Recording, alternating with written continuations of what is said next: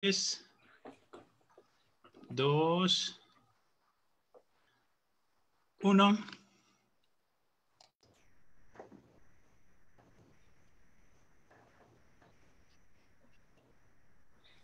Buenas tardes a todas las personas que nos acompañan en Cultura en un Clic.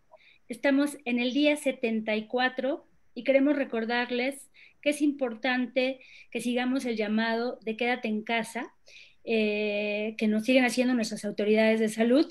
Recuerden que en el Estado de México seguimos en semáforo rojo y que la única manera de avanzar hacia el nivel más bajo es siguiendo las recomendaciones que nos están haciendo de lavarnos las manos, de evitar tocarnos la cara y sobre todo de quedarnos en casa si tenemos esa oportunidad de hacerlo, para que quienes no tienen ninguna alternativa de quedarse en casa lo hagan con el menor riesgo posible. Esa es parte también de nuestra responsabilidad y es el llamado que hacemos a quienes nos escuchan. Y Iniciamos usar tapaboca. y usar tapaboca. Cuando salgamos, que no dejemos de hacerlo. Ninguna acción es mínima porque en agregado hace la diferencia. Así que, pues esa es la invitación a que nos cuidemos todos de todo y así podremos avanzar más rápido. Bueno, pues iniciamos este conversatorio al cual estamos el día de hoy convocando a pues 4 representantes de editoriales independientes. Nos acompañan el día de hoy Alberto Ruiz Sánchez, que está en Artes de México, una editorial que tiene toda una historia en este país, al menos desde que él está al frente tiene más de 3 décadas. Está Janet Clarion, que está al frente de Vasos Roto, una editorial con más de 15 años también de experiencia. Sexto Piso nos acompaña Felipe, que pues es, como también ustedes saben, una editorial con más de 18 años de experiencia, y atrás adelante, que nos acompaña Iván, que es una editorial que ya tiene 6 años ahí, pues tratando también de incorporarse en este mundo, en este maravilloso mundo de la literatura a través de una alternativa independiente. Agradecerles en verdad su presencia, su disposición para formar parte de este programa de Cultura en un Clic. Y bueno, pues yo le estaré pidiendo a Trini que haga una presentación más detallada de nuestros invitados, o bien que arranque con las primeras preguntas que nos permitan la reflexión de la importancia de este tema al que nos convocan hoy. Hola, buenas tardes a todos. Pues nuevamente agradecer aceptar esta invitación a participar en este conversatorio, porque consideramos que este es un tema muy importante para la circunstancia del ecosistema editorial, de la industria editorial en el país, y que bueno, es pertinente ponerlo en la mesa. En ese sentido, bueno, agradecemos mucho su participación. Ya, como nos comentó la maestra Ivette, tenemos diversidad en la participación de la mesa de hoy, con las editoriales que ustedes representan y, bueno, con diferentes años de experiencia, diferentes temáticas, rubros, colecciones, ¿no? Esa diversidad creo que está muy bien representada hoy aquí. Y para empezar, yo quisiera, ya que somos 4 las participaciones que tendremos en cada ronda, empezar con una cuestión básica que quisiera que ustedes nos hablaran sobre qué entiende cada uno de ustedes por editorial independiente, dónde ponemos el acento en la independencia en el trabajo editorial desde sus casas, ¿no? ¿Cómo podemos perfilar a las editoriales independientes en México? ¿Cómo lo conciben ustedes, ¿no? Desde sus ámbitos. No sé si alguien quiera empezar. Al revés de cómo nos presentaste. Muy bien. Iván. Pues podemos empezar con Iván. Ok. Creo que las editoriales independientes en México se consideran independientes por estar fuera de las grandes transnacionales. Pero también en los últimos tiempos hay esta tufillo de superioridad moral tratando de estar fuera del presupuesto de los gobiernos, como si eso garantizara algún tipo de calidad o algo.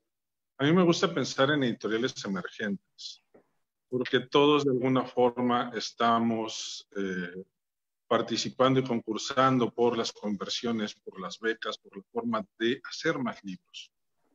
Porque en el caso de varios de nosotros, publicar poesía en sí ya es un acto de milagro, es un milagro en sí mismo. Entonces, darle salida a todos esos libros que vale la pena ser leídos es casi imposible. En el mercado mexicano, bueno, en el latinoamericano en general, tenemos una gran sobreproducción de obra, pero no hay salida comercial.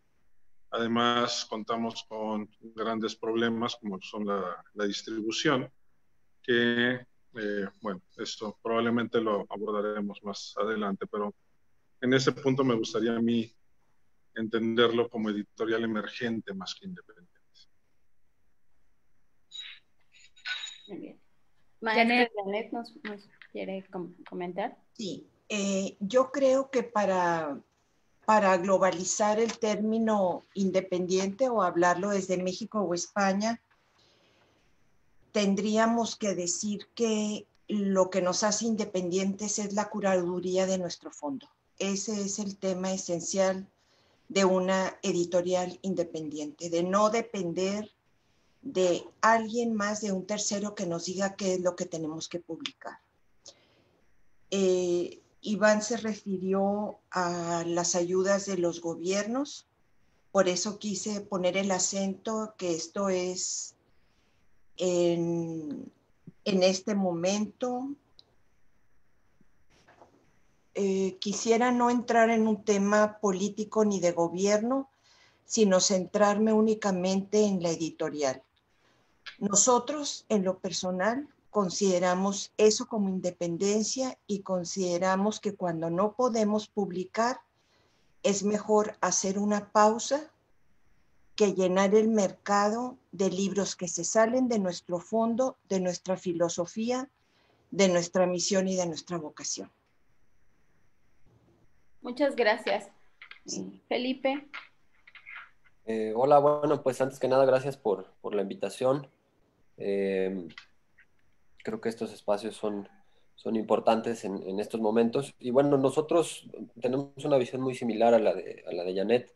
Creemos que la independencia radica básicamente en eso, ¿no? En poder decidir libremente lo que queremos publicar, lo que nos parece digno de incorporar a nuestro catálogo. Y bueno, pues esa ha sido un poco la línea editorial digamos que si hay algún criterio o ha habido algún criterio a lo largo de estos 18 años en Sexto Piso, pues ha sido ese, ¿no? Y creo que eso es lo que nos ha marcado y lo que ha hecho que pues, se puedan establecer ciertos puentes con los lectores, que afortunadamente cada vez son más. Pero eso pues es una discusión que se plantea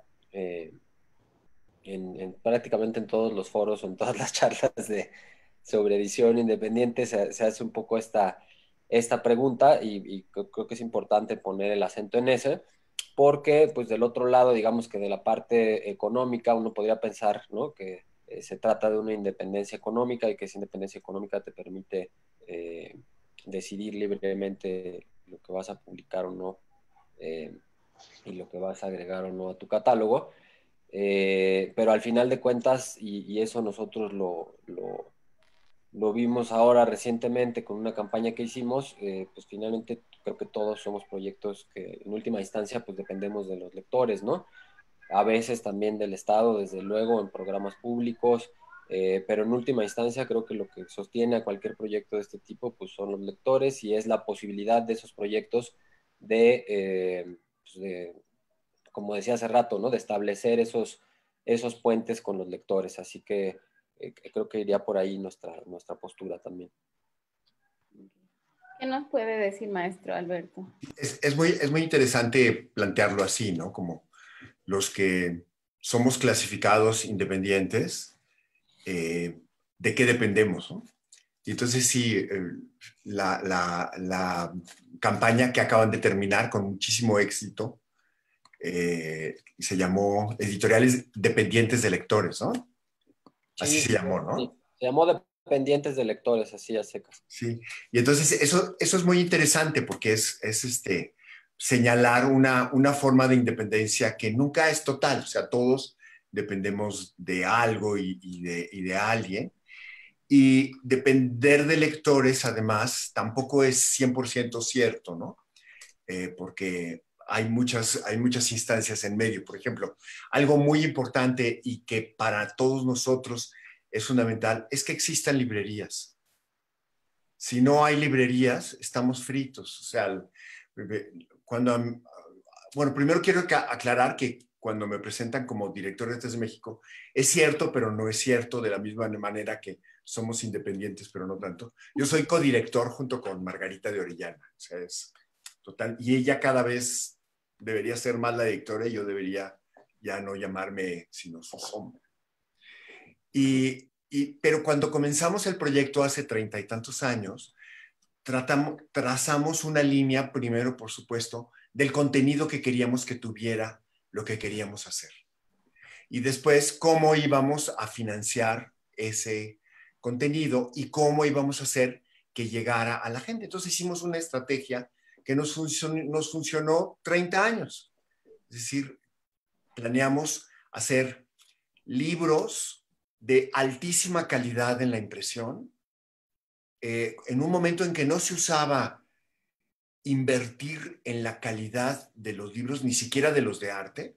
Nosotros pusimos todo el esfuerzo y luego buscamos que eso se pudiera financiar de todas las maneras en las que se financiaban ya los diferentes proyectos.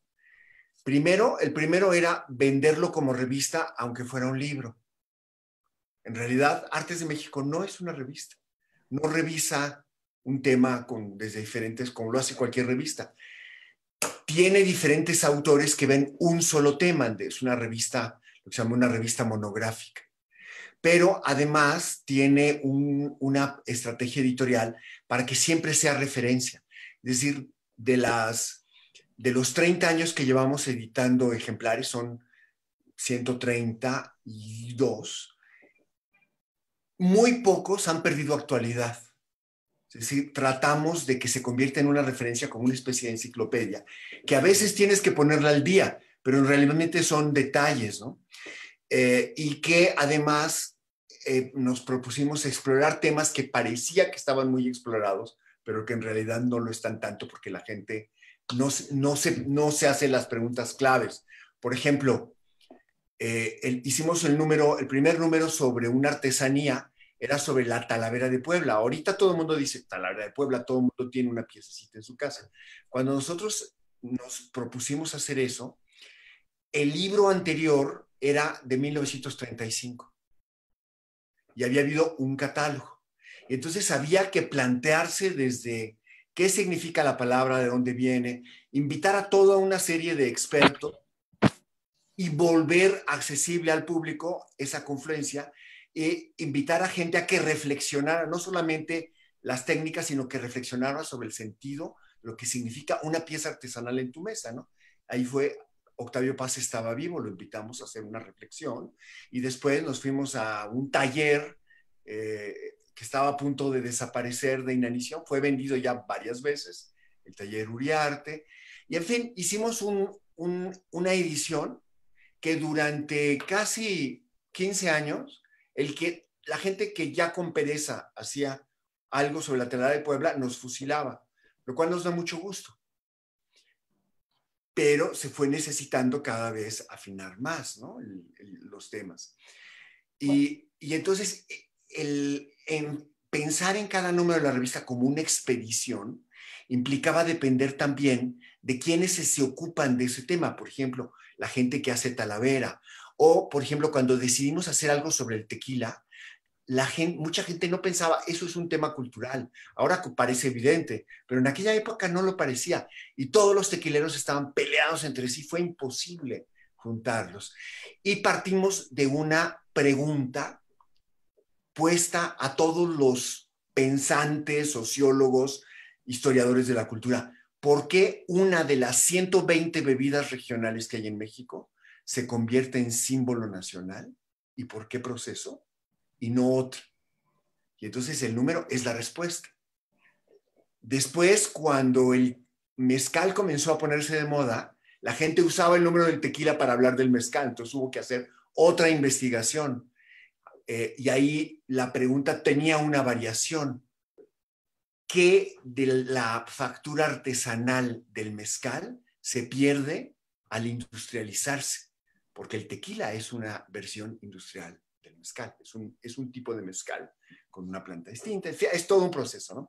Entonces, cada uno de nuestros números es una expedición de esa manera. Entonces, dependes de mucha gente y buscamos depender de anunciantes, y por eso se vendía como revista, depender de quien quisiera comprar ejemplares para regalar, ya sean privados, para regalar con una botella de tequila o de mezcal, por ejemplo, o con una pieza de Talavera, y depender también de quien se lo encontrara en su casa o no en la esquina, porque nunca fuimos a puestos de periódicos, pero antes los Sanborns eran más librería de lo que son ahora.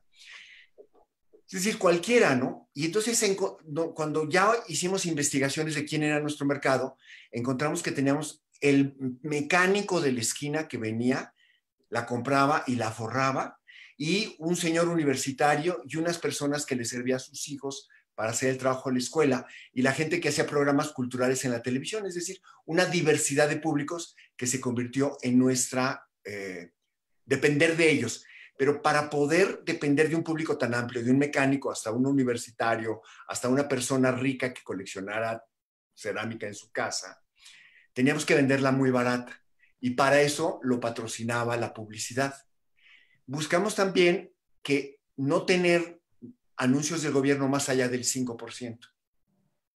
Y entonces teníamos una triangulación de patrocinios que permitía poner en el mercado el producto de una investigación que a veces, por ejemplo, la del tequila nos tardamos 6 años pagando investigación durante 6 años. Cada uno de los números es una investigación de ese tipo que parece que la gente ya sabe cosas, pero en realidad no las sabes, de todos los temas de México. Es decir, una especie de enciclopedia de lo mexicano, de forma que además lo lógico es que esto fuera la parte final de una universidad. Pero en la universidad todo se va al carajo porque sigue otra lógica. Y entonces, si hubiera en la universidad el deseo de hacer ediciones de gran calidad, tendría que partir de la edición y luego encargar las investigaciones. Entonces así lo hicimos, ¿no? Somos un instituto de investigaciones, un centro cultural, un centro de apoyo a artesanos. Y bueno, el año pasado, con los cambios que ha habido en México, todo eso se fue al carajo. Todos los anunciantes privados desaparecieron. Me sirve muy bien para introducirnos a la siguiente pregunta, perdón. Sí. Porque me parece que recapitulando un poco sus participaciones, tenemos como estas dos grandes características o estas dos vertientes de discusión en cuanto a la independencia de las editoriales. Una es la curaduría de los contenidos, los fondos, el cuidado de los catálogos, la selección, como usted nos decía, de lo que se publica, y por otro lado, la interrelación con el mercado editorial y las estrategias o los modelos de negocios que puede tener cada una de las editoriales para ser más o menos independiente, ¿no?, de este entramado de relaciones económicas que es el mundo editorial también. Y a mí me parece, leía un artículo de hace 8 años, donde decían, ¿no?, el autor José María Espinaza, que decía, identificaba todavía la presencia de las editoriales independientes en México como algo incómodo para el mercado editorial. Yo no sé si en este momento, porque a mí me parece además que ha crecido mucho el campo de las editoriales independientes. Yo no sé si lo podríamos seguir viendo igual de incómodo, igual de, digamos, sin encontrar aún un lugar pues ya como más consolidado en el ambiente editorial en México, a las editoriales independientes en este aspecto. Me parece que ha habido de 10 años para acá un desarrollo considerable de estas iniciativas, ¿no? Pero que si bien han proliferado y se han desarrollado, también han enfrentado problemas incluso antes de esta contingencia, ¿no? Y esa sería la siguiente pregunta. ¿Cuáles eran los problemas previos a la contingencia que enfrentaban ya los proyectos editoriales independientes como los suyos? Y yo agregaría ahí, Trini, para que la puedan incorporar en la respuesta que den, que en el caso de Janet, de Felipe y de Iván nos puedan compartir, como lo hizo Alberto, parte de la vocación que tiene Vaso Roto, Sexto Piso y Atrás de Adelante, ¿no? Es decir, ¿qué se está publicando que no necesariamente está en la misma lógica un consorcio editorial? ¿Podemos empezar con la maestra Janet? Ok. ¿Hago clic? No, ya estás, ya te estamos escuchando. Yo creo que voy a hablar por mí, no puedo hablar por Felipe y por Iván, pero creo que en mi caso particularmente, como vengo de familia libanesa y crecí entre 3 lenguas, el árabe, el inglés y el español, quise ser traductora y creí que autores que yo estaba leyendo en otras lenguas iba a cambiar la vida de otros lectores como habían cambiado mi vida. Esa es mi ficción suprema, para decirlo con Wallace Stevens. Entras como una editorial independiente construyendo primero el techo de tu casa y luego empiezas a ver todos los problemas que vas a tener, que para mí como poeta y como editora fueron temas que nunca me planteé antes. Nuestra misión es formar lectores en el sentido de no estamos aquí para educar, pero sí creemos que si la economía se llegó a globalizar, era importante universalizar las letras, que nosotros supiéramos qué estaba pasando en Serbia, en Eslovenia, en Líbano o en China o en Japón. Esto hizo que Vaso Roto tuviera que adquirir derechos, pagar por traducción, tener doble paginación, y hizo del libro un objeto caro. Caro se nos dijo, pero luego yo quiero decir que el libro es costoso más que caro. Cuando iniciamos, una persona cercana a mí me dijo, ¿qué plus vas a dar? 3 cosas. Nuestras cubiertas, sobre todo voy a hablar de poesía, ¿verdad? Que nuestra colección insigne, que estamos ya preparando el número 150. Las hace Víctor Ramírez. Cada cubierta de poesía es distinta, hecha por un artista. Yo fui a la imprenta para tratar de cambiar el papel, para bajar los costes del libro, a ver si quitábamos la guarda, porque meter la guarda debajo de la solapa, eso implica 5 céntimos más por cada libro, y son 2 solapas, y cuántos libros, y si multiplicas, pues te suma.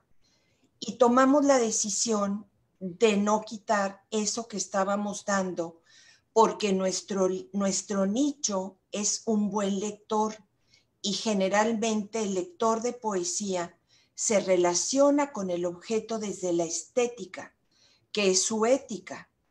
Entonces, cada página la estamos cuidando como un objeto que estamos entregando a nuestro lector, que revisamos una y otra vez. Tengo guardados PDFs, copias de PDFs, para que cuando alguien me diga, y me lo hizo ver un entrevistador en la Feria de Guadalajara hace 2 años, me dijo, tú tienes que contestar, Janet, que los libros son como el vino. Son costosos por el procedimiento, los años de añejamiento y la uva. los libros no deben de medirse por cuánto te cuesta y que si están caros o no, porque ninguno de nosotros que estamos en esta mesa deliberando en este momento está preocupado de que si el arranque de máquinas, de que sale más caro el arranque. Entonces hay editoriales monumentales que están viendo manchar papel y sacar libros que ya los están sacando como saldos. Nosotros nunca pensaríamos, porque nuestra ética, en el caso de Vaso Roto, no nos permite eso.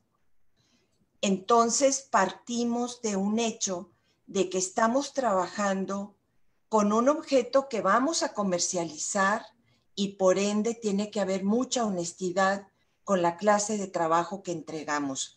¿Quién está traduciendo? ¿Cómo está traduciendo? Si estamos traduciendo sea del árabe, pues tiene que venir algo que no sucedía hace 20 años de la lengua original. Ya no estamos traduciendo ni a Szymborska, ni a Adonis, ni a Paul Celan del inglés, sino de sus lenguas originales, y eso implica que el coste de pago por página se nos incrementa enormemente y por lógica se nos incrementa el precio del libro. Pero es la decisión que nosotros tomamos. Nosotros ya tuvimos que bajar a la mitad nuestra producción por lo mismo y ahorita en este momento estamos en pausa. Muchas gracias. Al Sí. respecto, Iván, ¿qué nos puedes decir?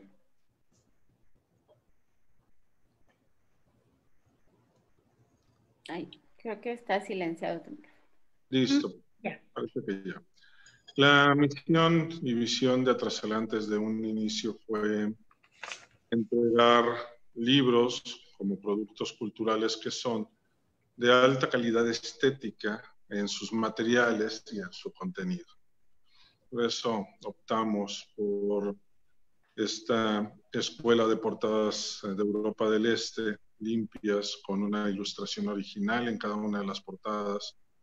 En la colección de narrativa jugamos en tercios con las ilustraciones, siguiendo una tradición mucho más latinoamericana, y tratamos de ofrecerle al lector un libro no solo que pueda provocarle algo para compartir, sino un libro que desde que lo vea en la exhibición se sienta con ganas de comprarlo por la belleza implícita de, como decía Janet, el amor que le pones a cada uno de los libros, de esa dedicación que tienes para cada uno de los libros.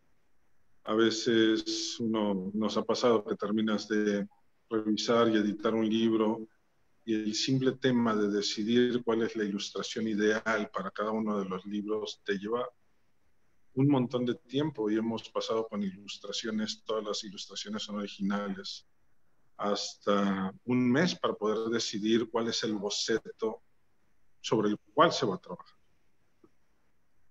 Porque al final de cuentas es la ropa con la que vas a cubrir el libro, el trabajo que ya está hecho. Y esa ropa debe ser elegante, esa ropa debe estar bien colocada, no debe estar nada descuadrado, todo debe ir donde debe ir. Y la visión de Atrasalante en este sentido ha sido siempre, por medio de diversas estrategias, entregar al lector libros de alta calidad a un precio accesible. Lo hemos podido hacer reduciendo costos por medio de coediciones. Esto nos ayuda a reducir casi un 40% los costos de producción. Y esos costos de producción lo que hacemos es descontárselos al lector.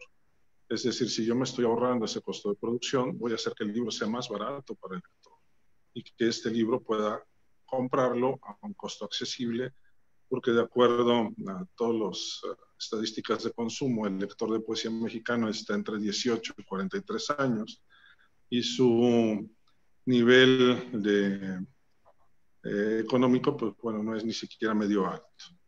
Y el promedio de libros que compra será 1 o 2 al mes. Entonces, siguiendo un montón de de datos alrededor de eso. Es la apuesta que hemos hecho durante estos 6 años. Hemos, contra viento y marea, sacado adelante ambas colecciones, tanto narrativa como poesía. Y sobre la pregunta inicial de los problemas previos al COVID, para abordar un poco de eso también, yo creo que el mayor problema que tenemos y que seguimos teniendo es la distribución. Hay siempre esta discusión de que los libros son muy caros, como bien decía Janet, pero también los lectores tendrían que pensar que gran parte de eso se lo lleva la mitad o casi la mitad la librería que lo distribuye, porque también tiene costos. Y esa librería que te cobra el 40 o 50% por vender tu libro, pues también tiene que pagarles empleados, tiene que pagar renta, tiene que pagar servicios, tiene que pagar impuestos, tiene que pagar un montón de cosas. Entonces, la distribución siempre ha sido como el tema delicado en la edición emergente independiente en toda la industria, porque no tenemos la gran infraestructura como para tener oficinas en todos lados que puedan ayudarnos a tener una distribución masiva. Y al momento de contratar un distribuidor, pues bueno, obviamente está cediendo entre el 60 y el 70% del costo del precio de venta del libro. Con lo cual el margen con lo que tiene que jugar una editorial es del 30%, 35% en el mejor de los casos. Entonces estamos hablando que el gran problema previo al COVID de las editoriales independientes es el margen con el que tenemos que sobrevivir. La gente no se pone a pensar muchas de las veces que ese 35% que nos queda, tenemos que pagar, como bien decía Janet, correctores, ilustradores, maquetadores, impresión, la producción en sí, los derechos, tenemos que pagar los registros de ISBN, tendremos que pagar paquetería, tenemos que pagar un montón de cosas. Entonces, cuando alguien en redes sociales viene y dice, es que los editores se están volviendo ricos, y bueno, entonces algo estoy haciendo mal. Oye, yo quisiera que sumaran tanto Felipe como Alberto en esta reflexión también de algo que no hemos estado hablando.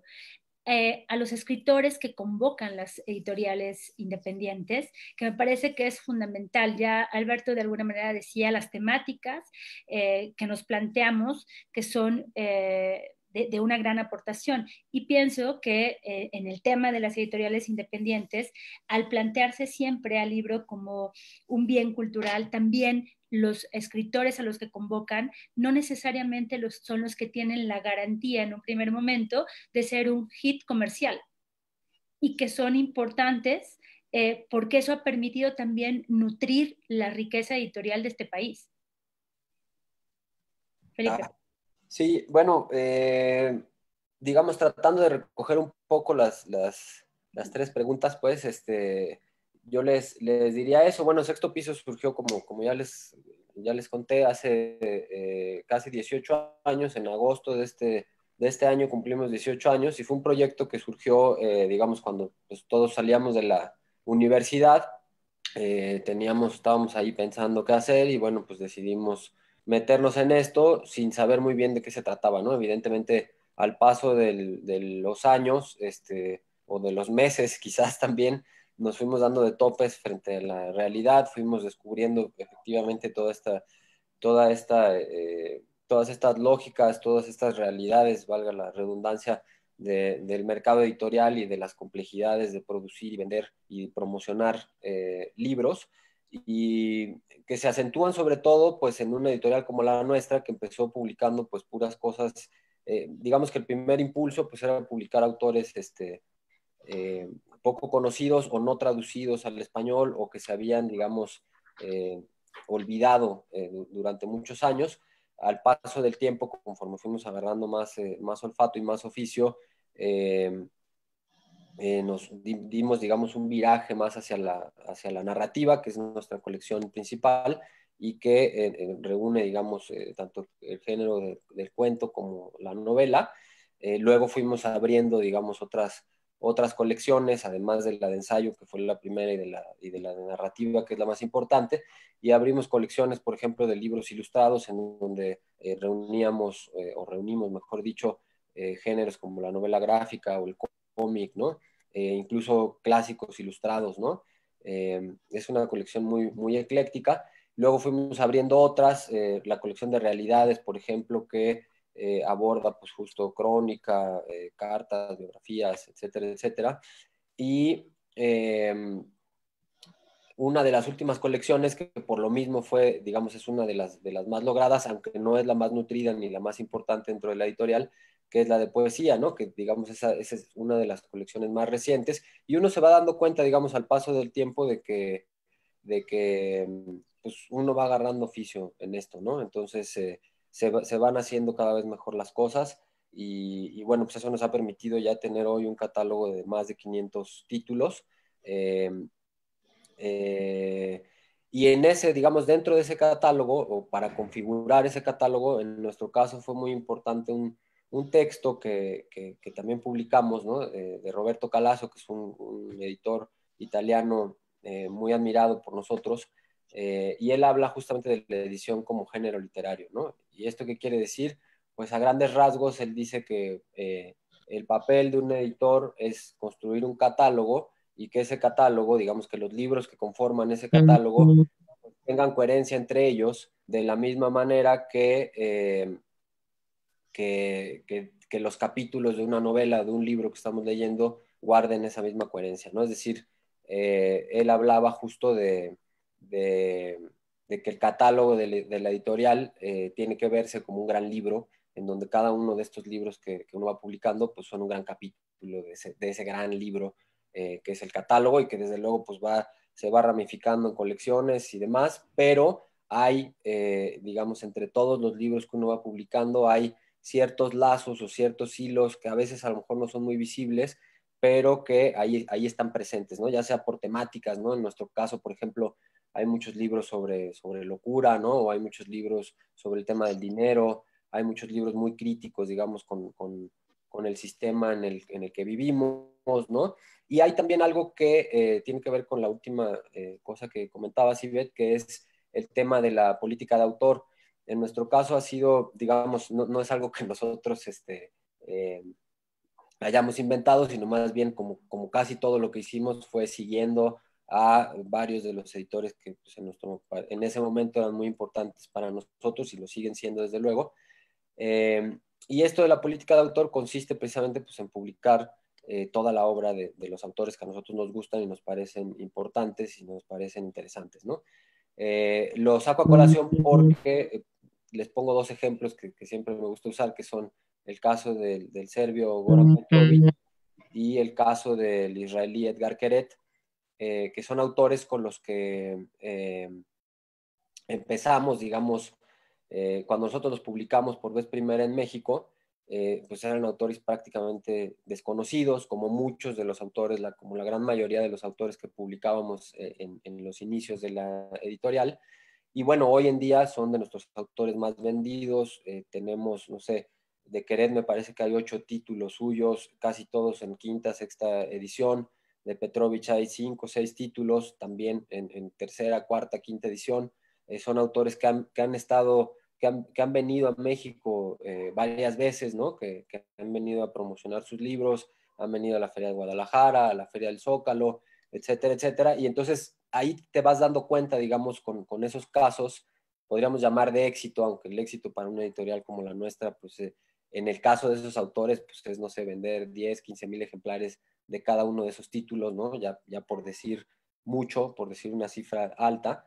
Pero son autores que han funcionado y que de algún modo ayudaron a la editorial en un proceso de crecimiento, pero a la inversa igual, ¿no? Es decir, la editorial ayudó y todo el trabajo que se hizo, pues ayudó a que esos autores se convirtieran pues, en autores como muy queridos por nuestros lectores, ¿no?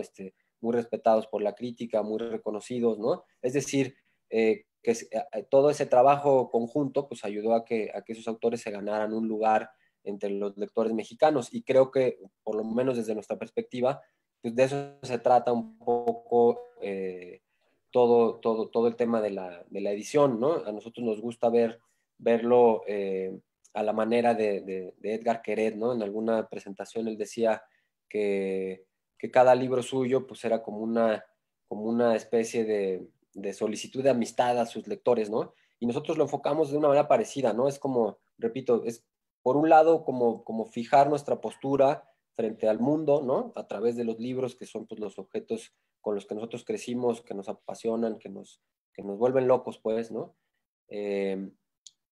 Y por otro lado, pues incidir precisamente en los demás, ¿no?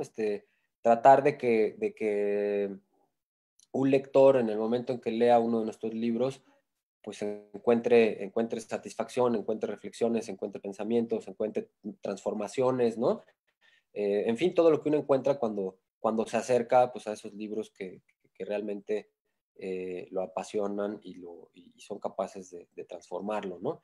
Y bueno, en cuanto al tema de los problemas, pues creo que todos estamos más o menos en la misma, ¿no? El gran problema para una editorial como la nuestra, pues ha sido encontrar, digamos, el equilibrio financiero, ¿no? Porque, pues, por un lado están, efectivamente, como ya lo dijeron los compañeros, todo el tema de los costos, ¿no? O sea, hacer libros y hacer libros buenos, de calidad, con buena hechura, con buena factura, bien hechos, bien traducidos, bien corregidos, bien formados, bien impresos, etcétera, con buenos materiales, pues es costoso, ¿no? Pero pues a todos aquellos que nos gustan los libros así, ¿no? Que los disfrutamos, que nos enloquecemos por ellos, pues consideramos que vale la pena. Y afortunadamente hay lectores, efectivamente, pues no, México no es un país de lectores, ¿no? No es un país donde la lectura sea la actividad principal de la gente, ni mucho menos, pero sí existen, o por lo menos en nuestro caso, es lo que hemos visto, sí existen lectores para el tipo de libros que nosotros hacemos, ¿no? Entonces, creo que el trabajo también tiene que ver con eso, con encontrar la manera de llegar a esos lectores para poder vender más y poder sostener pues todos los planes de producción que uno tiene, porque pues de repente, o sea, digamos, el tema con el oficio editorial o con el oficio de editor relacionado con las finanzas, pues es que yo por lo menos lo veo así, ¿no? O sea, cada libro que uno publica, pues es una apuesta nueva, entonces no sabes, digo, aunque tengas antecedentes de libros similares y sepas cómo les haya ido y demás, bien a bien y a ciencia cierta, no sabes cómo le va a ir a cada uno de esos libros, ¿no? Entonces,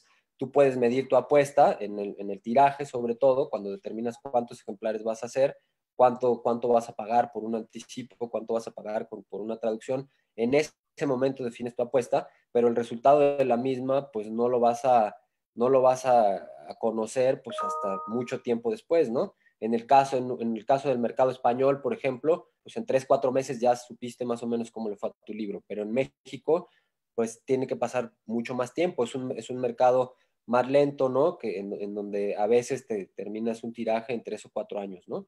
Entonces, más o menos va por ahí la cosa. Evidentemente, pues con la pandemia, si ya había muchos problemas de distribución y de ventas y de generación de ingresos, pues con las librerías cerradas, que son el principal punto de venta en donde los lectores se acercan a comprar los libros, pues la cosa se pone color de hormiga, ¿no? Se pone caótica, pero al mismo tiempo, creo yo, por lo menos ha sido nuestro caso, pues también te obliga a repensar formas de comercializar los libros, ¿no?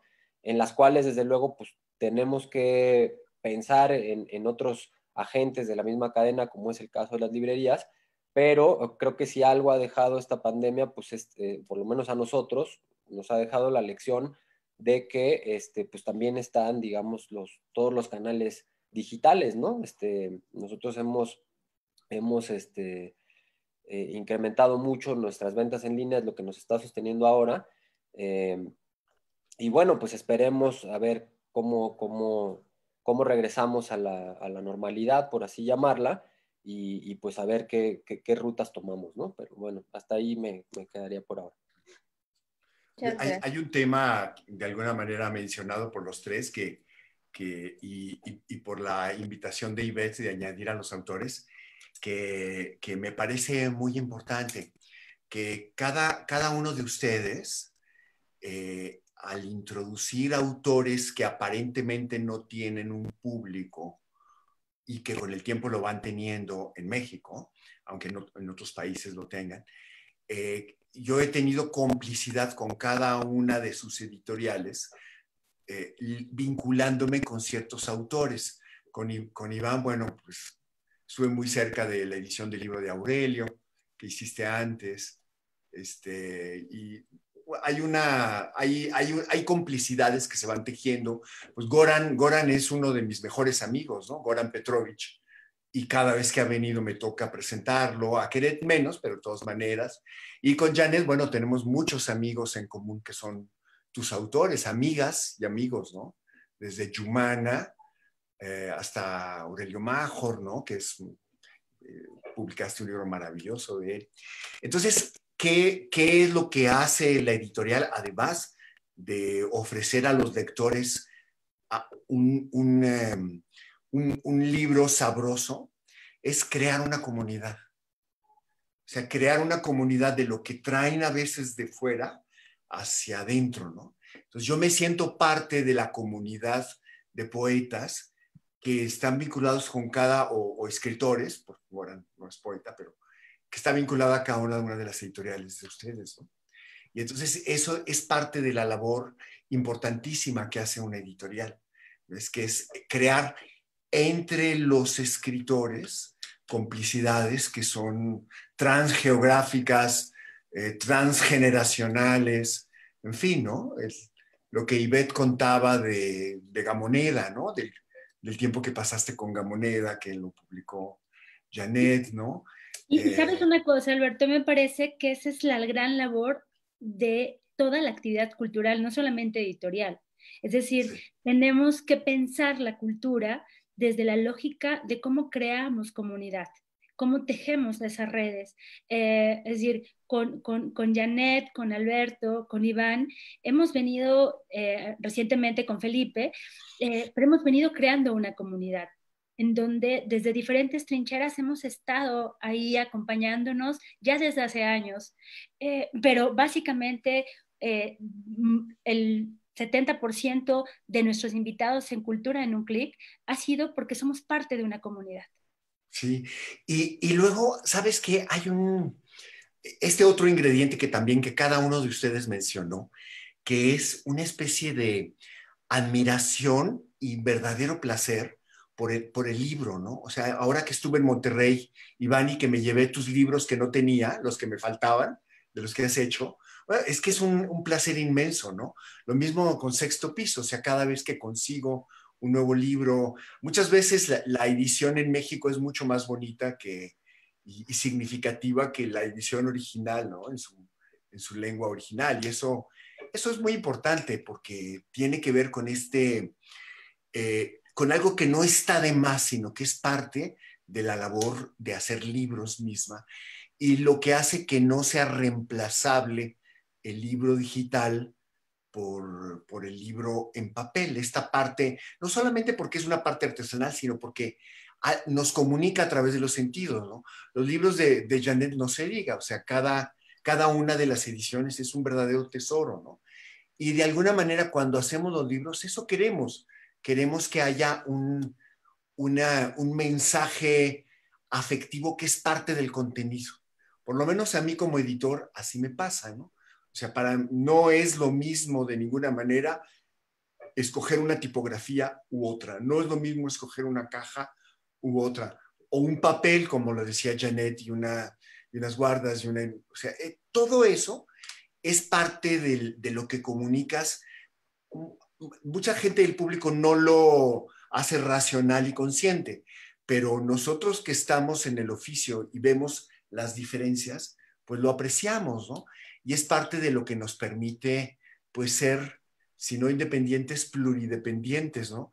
Esporádicos y todo lo que se necesite, ¿no? Y para mí eso es muy, muy significativo y es parte del significado. Por ejemplo, convertir Artes de México en una edición digital es imposible, tendría que ser una película en iPad, ¿no? O sea, no, es como si yo hiciera una edición digital de Artes de México, es como si tú hicieras visitas virtuales al museo.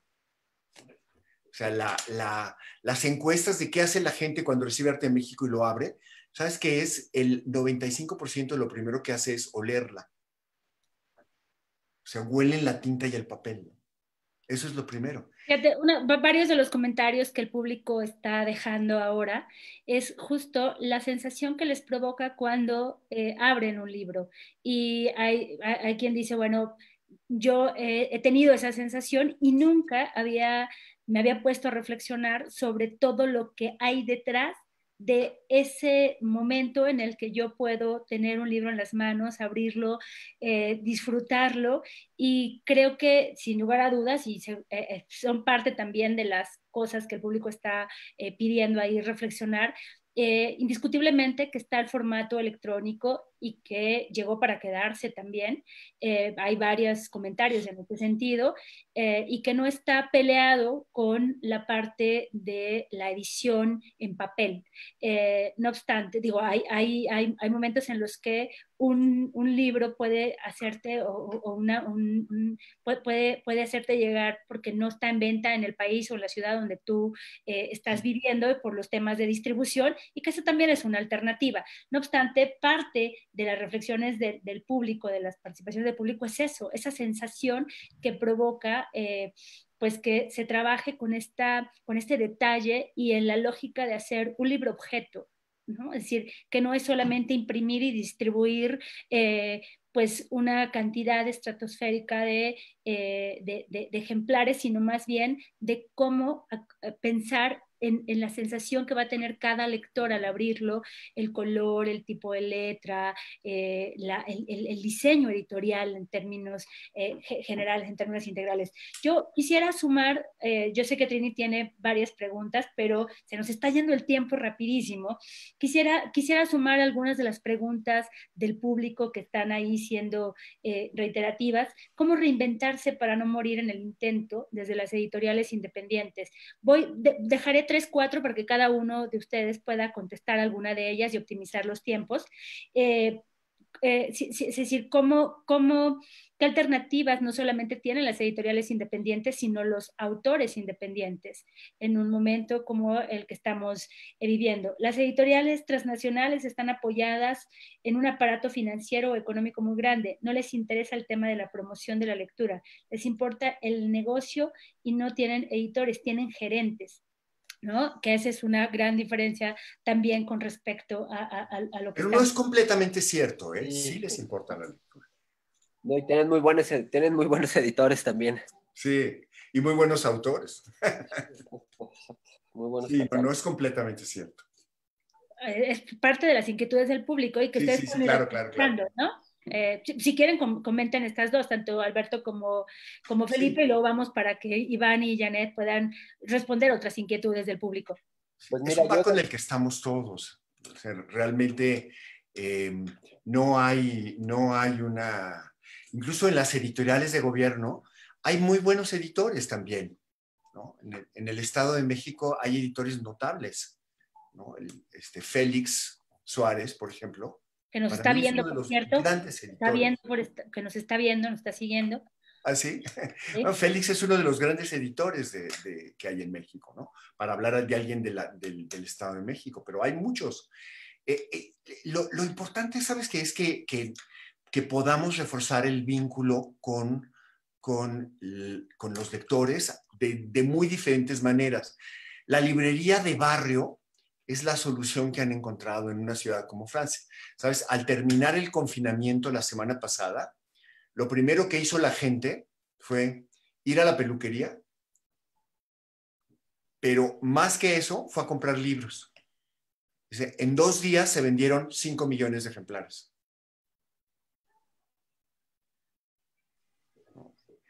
El segundo día ya no se vendió tanto, pero claro, porque es un público lector, ¿no? Entonces, es el reto que tenemos todos de vincularnos con los lectores.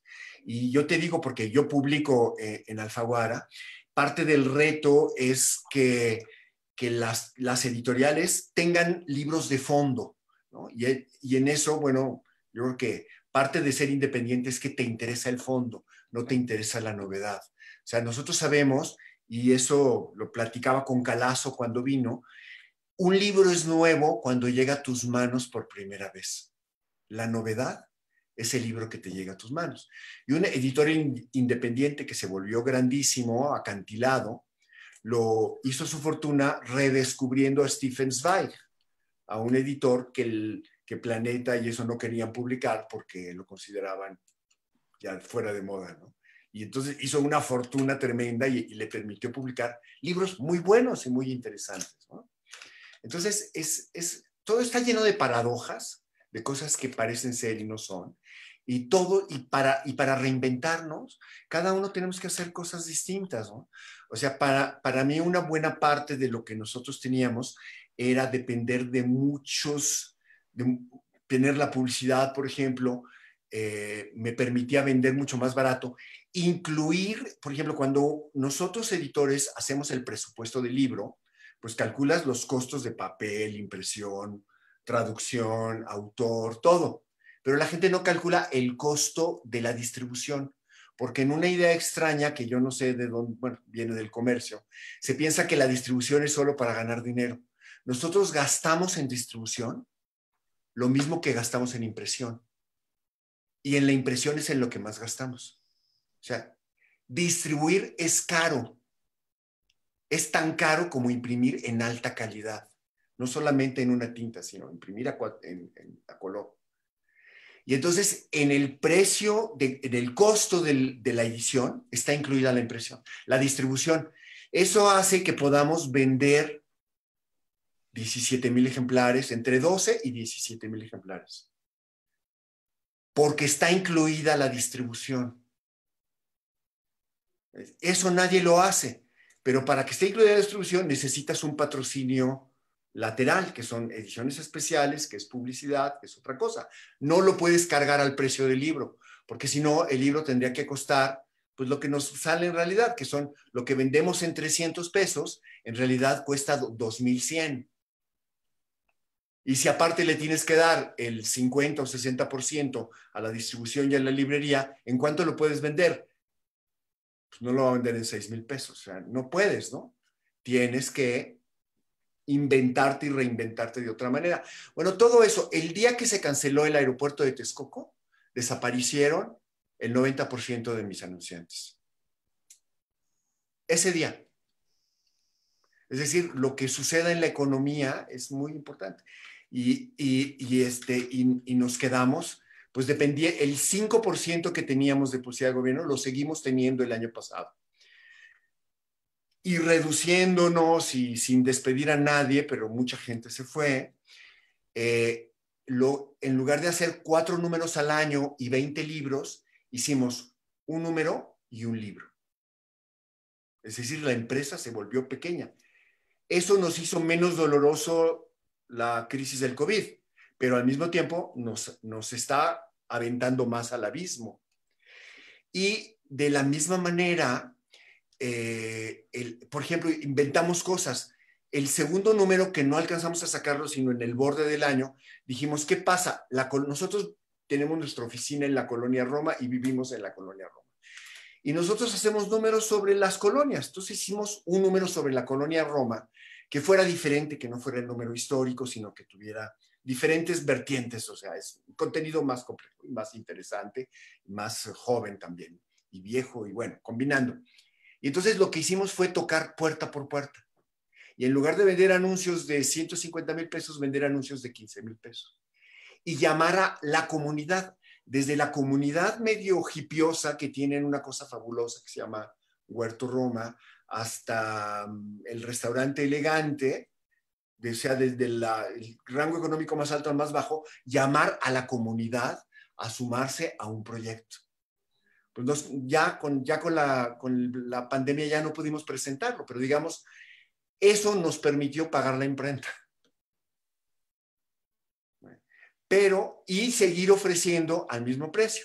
¿Qué va a pasar con las siguientes? Pues no sabemos, estamos con un número en la puerta, pero no estamos consiguiendo todavía el dinero para patrocinarlo. En fin, es una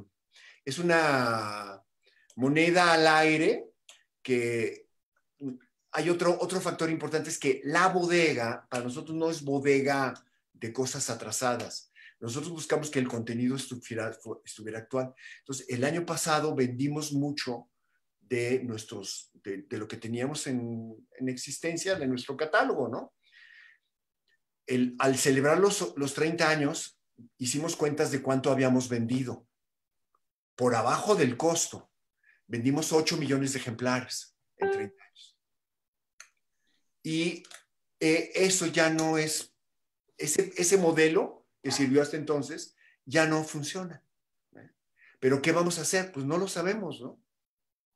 No lo sabemos. Estamos tocando puertas, estamos viendo por diferentes partes, ¿no?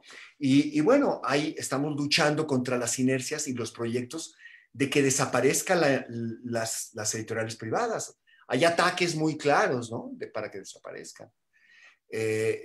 Una idea importante, por ejemplo, para que los libros no pagan IVA, pero las librerías sí pagan IVA. Es decir, yo puedo deducir el IVA que le pago al impresor, como todos nosotros, y nos tienen que reembolsar ese IVA. Pero la librería paga renta y el IVA que paga de renta no se lo reembolsa Hacienda. En todo el mundo, las librerías pueden reembolsar el IVA en la misma proporción que lo revisan los libros. Es un poco este tema del apoyo fiscal que se requiere en general para toda la industria, ¿no? ¿Sí? Y yo Entonces, creo que como gremio hemos luchado mucho para que se haga, ¿no? Sí, claro. Yo creo que le damos la palabra a Felipe, si está de acuerdo, un poco para que nos cuente de las estrategias, las iniciativas que se han implementado desde Sexto Piso en alianza con otras editoriales y que nos cuente cómo han funcionado, qué ha sucedido en esta convergencia de crisis, ¿no? De la que ya se tenía con la de la pandemia y qué han implementado y cómo ha funcionado.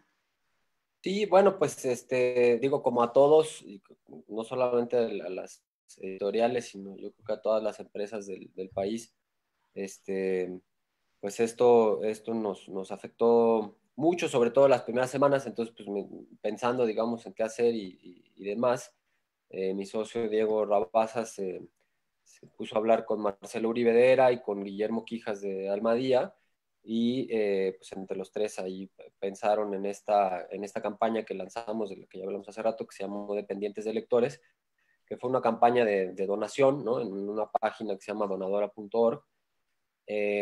Y bueno, pues como retribución a la gente que donaba, según el monto y demás, estuvimos dando obras de algunos artistas que se sumaron a la campaña. Sobre la marcha se sumó también otra comunidad de artistas, músicos, escritores y demás, que hicieron por ahí un video también como para ayudarnos a promocionar la campaña.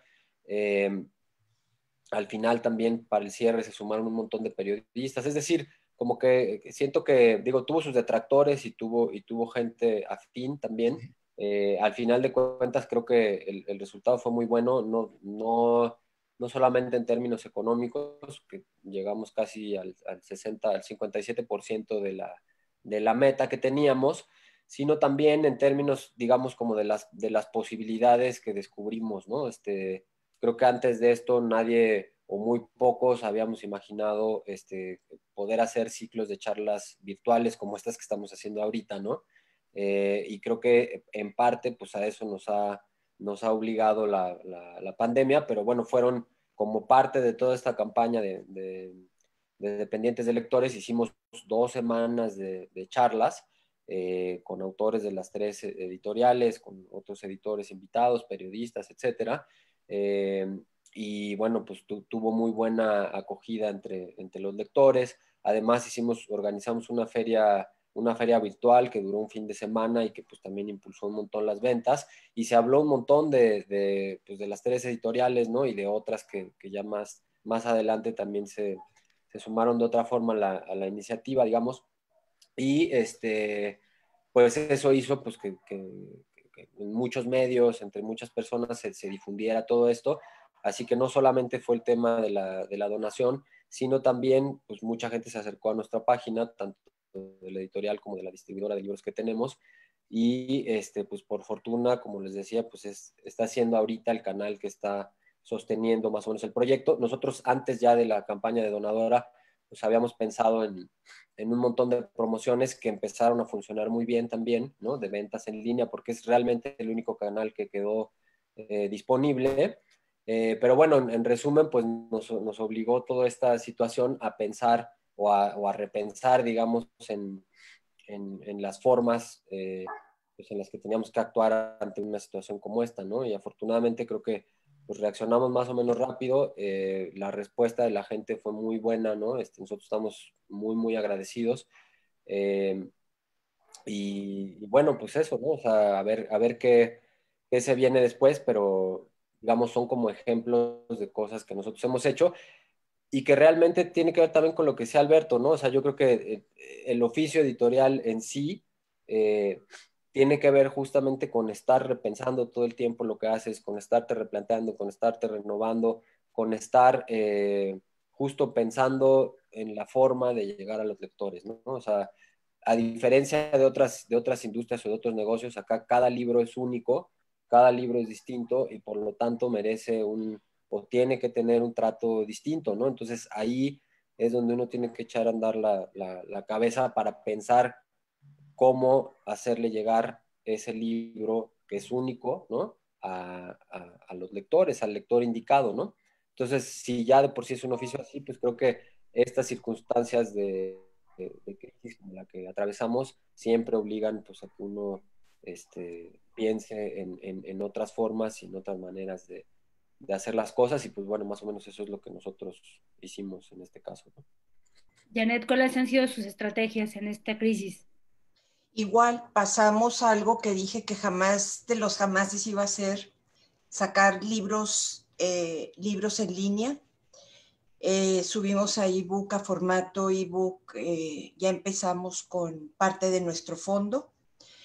Y ahorita que comentó Alberto sobre las pequeñas librerías, una amiga de Londres me comentó que ella no puede vivir en Londres, vive en un pueblo donde tiene que pasar a su vez por otros 4 pueblos y en cada uno de ellos hay farmacia, una biblioteca y una escuela. Si estamos diciendo que México no es un país lector, no podemos echarle la culpa a México que no sea un buen lector por el precio del libro, porque ya tendrían que haberse tomado otro tipo de medidas para que la gente quisiera acercarse a los libros, como por ejemplo, en vez de que hubiera pequeñas librerías de barrio, que hubiera bibliotecas de barrio, porque en las grandes universidades, yo hice las 2 maestrías aquí en la Universidad Autónoma de Nuevo León y la gente siempre se quejaba del precio del libro. Y es que el precio del libro ha sido en esta charla un tema esencial y no sería el precio del tequila, ni el precio del vino, ni el precio de la torta o del taco que vas a cenar. ¿Por qué se ha hecho tanto hincapié en el precio del libro? Ese es un tema esencial que tendríamos que partir de él en otra sesión, porque está puesta la mirada en algo en donde no tendrían que ponerla. Es decir, nosotros estamos trabajando para dar a ver voces en otras lenguas que pueden cambiar tu percepción de la realidad y que pueden cambiar tu vida.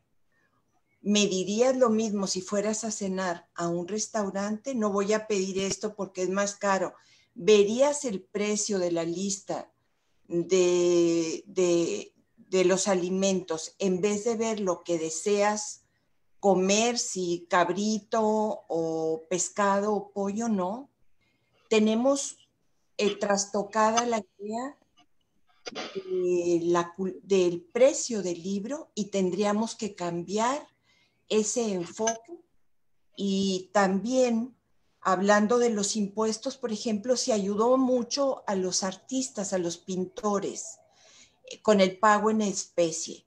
¿Por qué a los editores no nos compraron 700 o 1000 libros para el pago de los impuestos y llenar nuestras localidades, nuestras bibliotecas locales de los libros que los pequeños editores estamos haciendo. Yo creo que además de todas estas iniciativas que cada uno de nosotros está tomando en este momento, tenemos que pensar a niveles de qué está haciendo nuestro propio gobierno, sea estatal, sea municipal, con respecto a las ayudas que le van a dar a la población a través nuestro. Iván. Es interesante lo que plantea Janet, porque si vemos la lectura meramente como una actividad de entretenimiento, es quizá la actividad de entretenimiento más barata que hay en el mercado. Porque ir al cine 2 personas, ¿cuánto te gusta que te puedas gastar? 400, 500 pesos. Un libro de 300 se te hace caro. Ahí estamos errando la visión.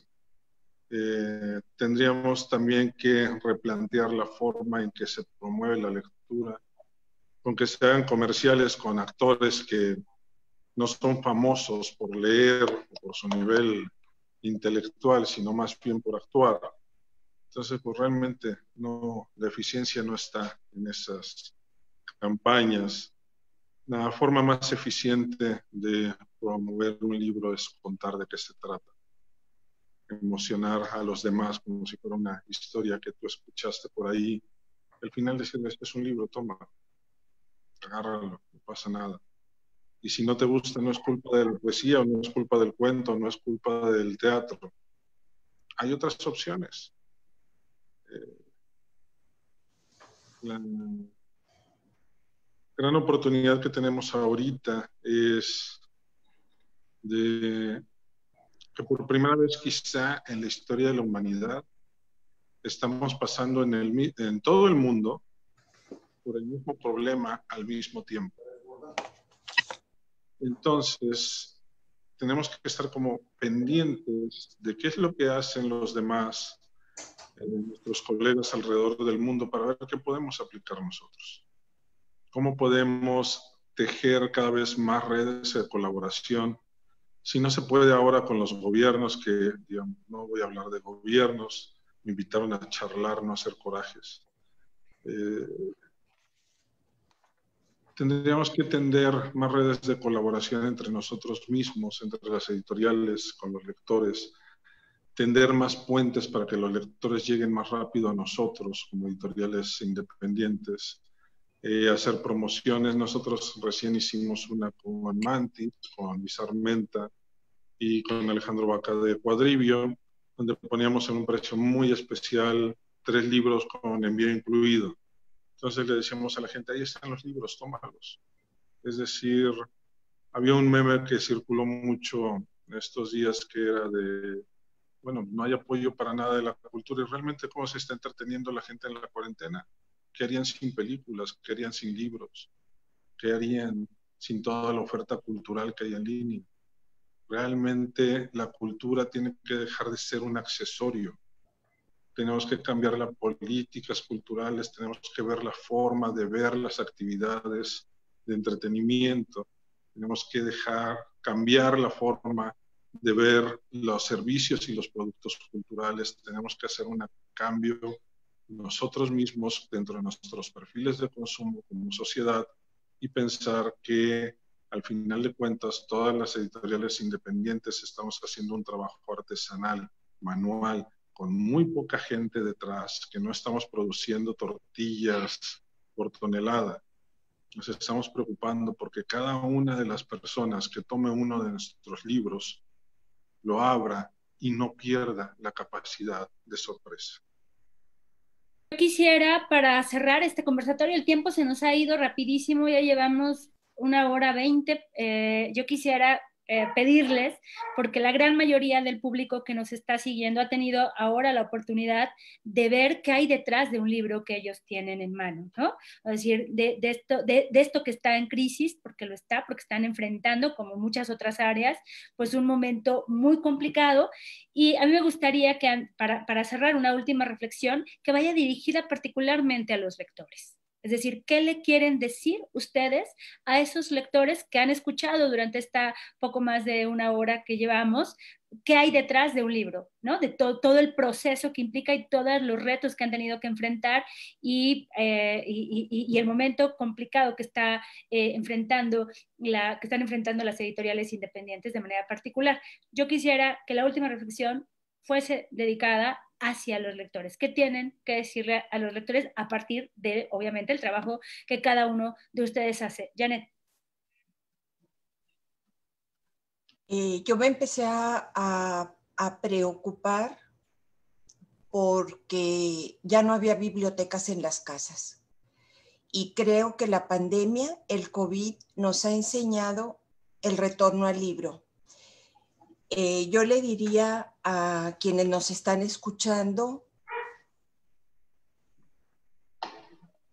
que sean portadores de la voz que están leyendo, que la den a ver, que la hagan suya como una manera de autoconocimiento y que la propaguen, digamos, que sea llama que propaguen. Muchas gracias. Felipe. No, bueno, pues gracias a ustedes nuevamente, gracias a las personas que están escuchando también. Y bueno, yo lo que les diría es esto, creo que la edición es precisamente, para mí por lo menos es un oficio muy gratificante porque permite, digamos, llevar lo que está en la cabeza de un autor o lo que está en sus entrañas, pues, ¿no?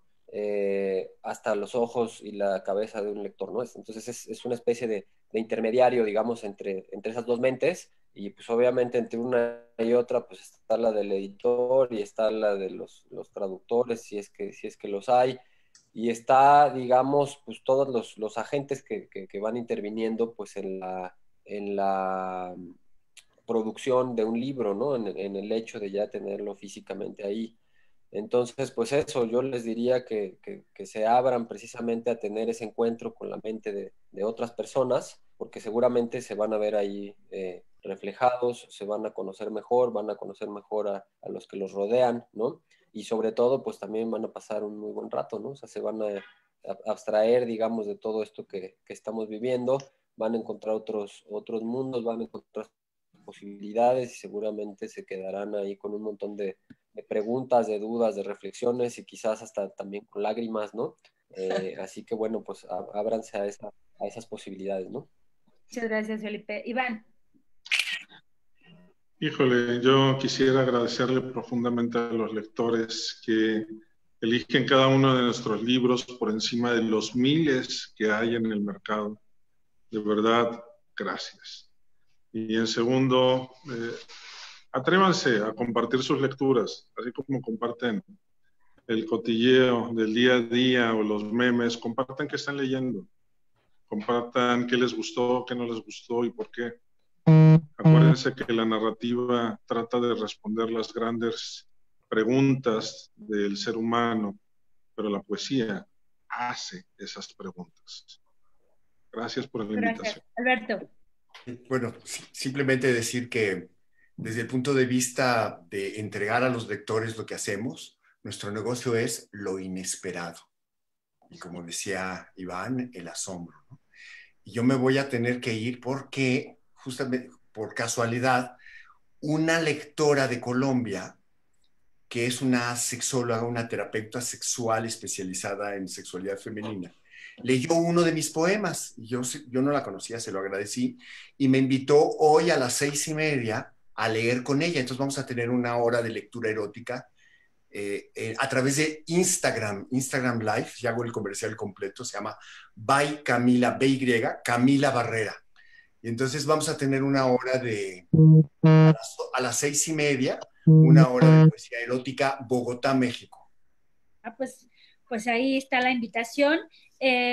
No nos queda, ya tenemos 1:20 aquí y ya es momento de cerrar. Agradecerles a Felipe, a Iván, a Janet, Alberto, su participación en el marco de Cultura en un Clic. Esperemos que el público que nos ha estado siguiendo y nos ha escuchado, pues seguramente conoce y ha tenido en sus manos los libros de estas editoriales. Y bueno, pues que es importante que nosotros reconozcamos el momento en el que están pasando y buscar también las alternativas en el momento en que tenemos la posibilidad de pensar en adquirir un libro, que volteemos a ver estas iniciativas, estas editoriales independientes que hacen un gran esfuerzo, como han podido darse cuenta en esta charla muy breve que tuvimos y que era necesario justo por todo lo que hemos estado viendo y siguiendo de lo que están haciendo. Pues agradecerles nuevamente, Trini, muchas gracias también por hacer posible este panel, y a todos los que nos siguen, agradecerles. No se olviden, a las 7 de la noche tenemos el cierre de este día, y que a las 10, a la 1, a las 5 y a las 7 todos los días nos encontramos en Cultura en un Clic. Muchas gracias. Gracias a ustedes. Gracias. Beth y Trini, muchísimas gracias. Gracias por la Feria del Libro también. Sí, bueno, que ya tendremos ahí la oportunidad de platicar de manera específica sobre ese tema, que tenemos pendiente una reunión, pero bueno, a nombre del Gobierno del Estado de México y particularmente de la Secretaría de Cultura y Deporte, gracias a nuestros panelistas y gracias al público que nos acompaña cada día. Hasta luego. Gracias. Adiós, Janet. Adiós, Felipe, Iván.